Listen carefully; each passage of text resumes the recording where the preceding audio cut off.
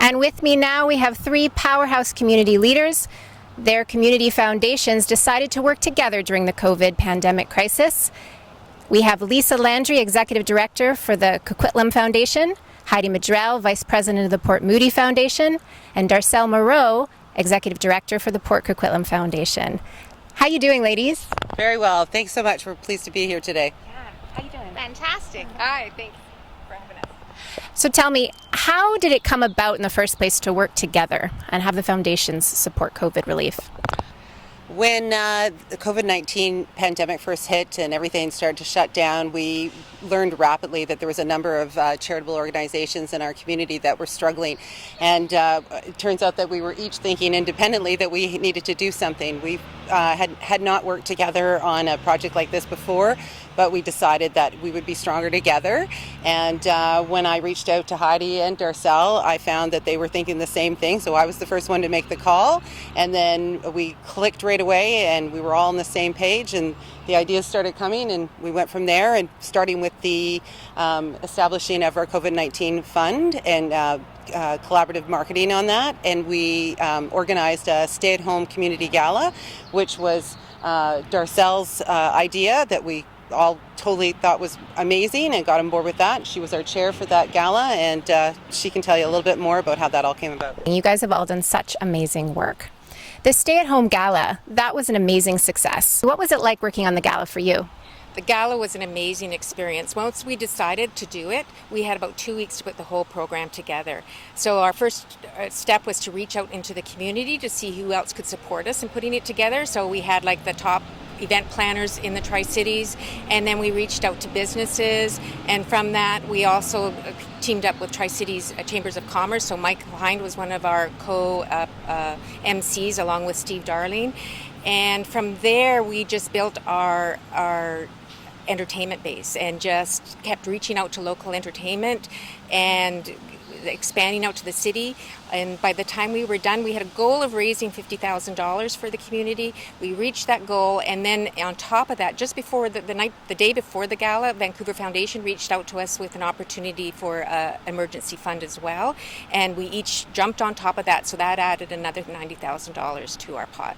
That's incredible. You must be so proud of all this work, and how is this benefiting the community right now? Well, I think the first benefit that came out of it is that the charities and the nonprofit organizations and business can work together through COVID and support each other, and that was the big learning experience. It's the first time the three Tri-Cities community foundations work together, and it's just showed the potential of supporting each other, what we can do. And of course, now we are in the process of giving out the granting funds that we raised for the gala. Thank you. That's wonderful for the community. So tell me, there's some additional federal funding coming in. Do you want to share more about that? Yeah, sure. Thank you. So we hosted the Stay-at-Home Gala on the 2nd of May in 2020, and a week later the federal government announced a new emergency community support fund worth $350 million across the nation. So there's 191 community foundations, and the funds were funneled through three ways. One, through community foundations like ourselves, Port Coquitlam and Port Moody, and then also through the United Way. A third avenue stream for funding for non-profits, not specific to charities, was also given through the Red Cross. So charitable organisations who have been struggling with the loss of fundraising dollars due to physical fundraising events that they haven't been able to hold through this time, or the extra expenses with PPE and technology devices that they've needed to adapt some of their services. So we're really thrilled to have now an additional $450,000 with the 150 with the COVID-19 Tri-Cities Response Fund, and now we've got almost $600,000 to go out in the community. That's great. And how can the community support the foundations at this time? Well, we've been so thrilled, Mandara, about the support of not only the volunteers helping us pull off our first virtual fundraising event for the fund, but also those private donors that have really come forward with major gifts to put towards the local fund.